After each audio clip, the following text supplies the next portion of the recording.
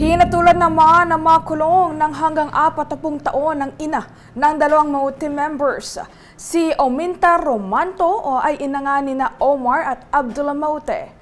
Sa 39 na pahinang desisyon na inilabas ng Taguig Regional Trial Court Branch 266 na napatunayang guilty ito sa paglabag sa Section 4 ng Terrorism Financing Prevention and Suppression Act of 2012. May pagkakakulong na 17 taon, 4 na buwan at 1 araw hanggang reklusyon perpetua o 40 taon na pagkakakulong ang hinihato laban sa kanya. Pinagabayad din siya ng korte na aabot sa 500,000 pesos bilang danyos. Nakita ng piskalya na pinagamit nito ang kanyang ari-arian para isagawa ang terorismo. Taong 2017 naman ang maaresto nito at sa Lanao del Sur kasama ang ilang Maute members.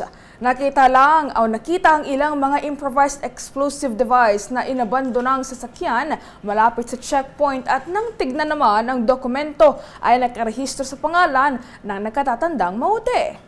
Noong ito naman ay maaresto ay inamin niyang na naging utak din ng kanyang mga anak sa pag-atakehan sa Marawi. Maging ang 5 anak nito ay sumali rin sa terrorist group.